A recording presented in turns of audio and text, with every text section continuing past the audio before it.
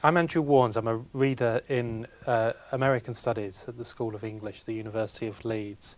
And the subject of this podcast is going to be The Great Gatsby and the Roaring Twenties. So it'll be taking a somewhat sort of historical approach to Fitzgerald's novel. The purpose, I guess, is to sort of try to make that time period come alive to you as students. Whether I'll achieve that or not, we shall see. But I hope you'll agree with me that when faced with that kind of challenge, historians often tend to place particular emphasis on relevance, on the similarities between a particular historical period and the present day. So we often hear the phrase, just like us, facilitating this. One historian might say that the Romans had underfloor heating and indoor plumbing just like us. Another historian might say the Victorian press were just as fond of a good old-fashioned sex scandal as the hacks of Wapping are today.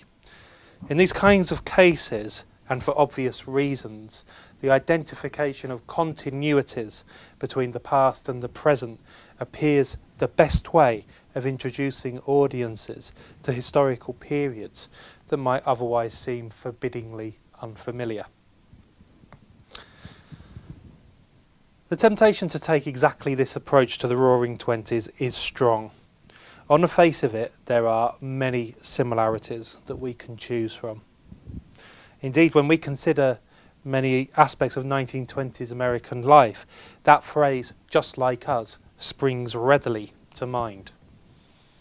In the early years of the 1920s, the years in which Fitzgerald wrote The Great Gatsby, Americans experienced bewildering technological change, for example. So just as the gadgets that we used just 10 years ago, from DVD recorders to disk drives, now seem shockingly obsolete to us, so many Americans in these years, the years immediately after the Great War, first acquired a set of household devices that rendered earlier equipment redundant. Much of what the historian David Nye has called the electrification of America took place in these years. And as a result, many middle-class Americans acquired things like vacuum cleaners, which replaced various forgotten manual floor cleaners, even as telephones became more and more affordable and began to supplant the telegraph system that had seemed nothing short of miraculous only a few generations before. So, in other words, you can easily talk up the relevance that The Great Gatsby has for us. Everyone these days knows someone who has to have everything, who queued up for the latest iPad when it first came out, and who perhaps drives a flash car.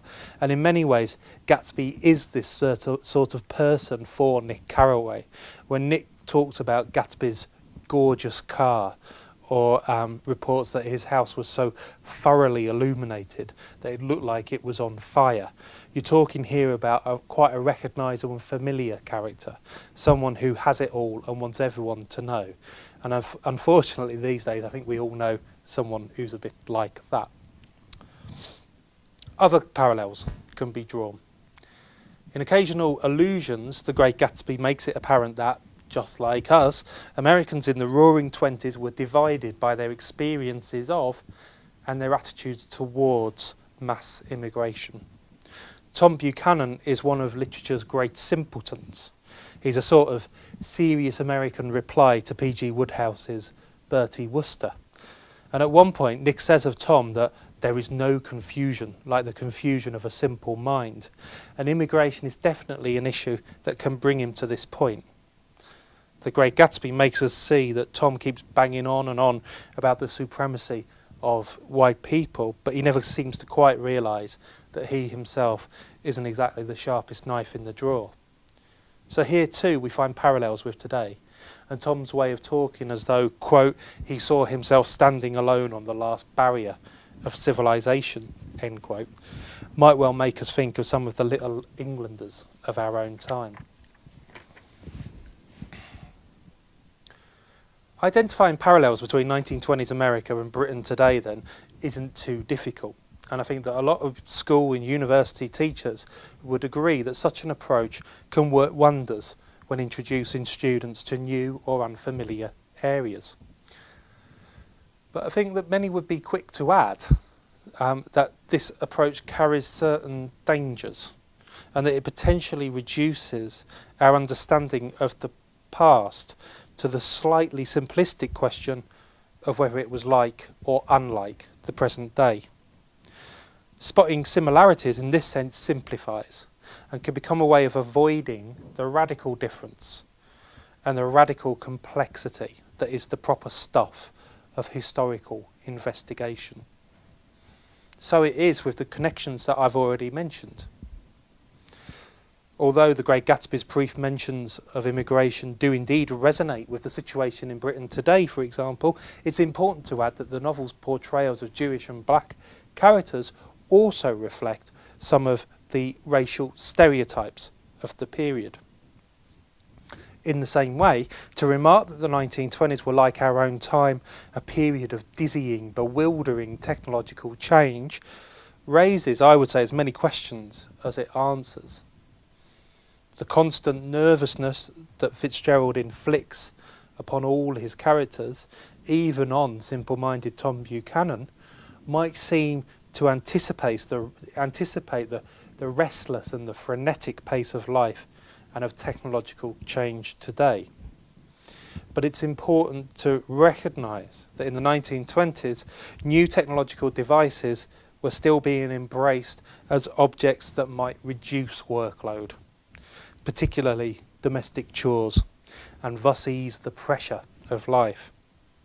Advertising back then, in other words, struck a very different tone to that which sells smartphones and the like today. It emphasised convenience and ease as well as newness, offering a life of leisure as a dream rather than a dream of infinite connection. Again then, an apparent connection that we might discern in The Great Gatsby leads us to encounter some subtle but very significant differences.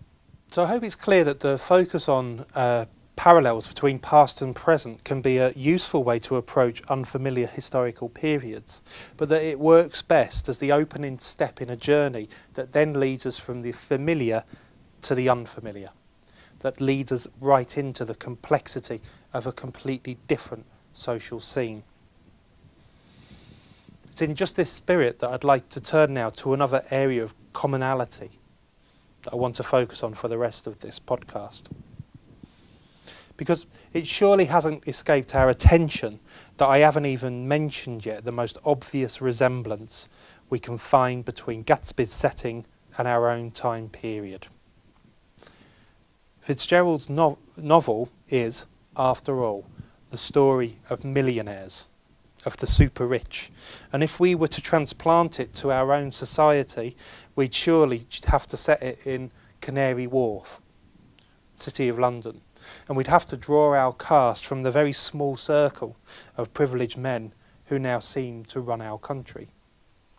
It's certainly the case that many of the phrases and concepts that have come to prominence over the depressing course of the credit crunch would have had a familiar ring to Fitzgerald. In this vein, let me just quote the historian Steve Fraser's account of The Great Gatsby.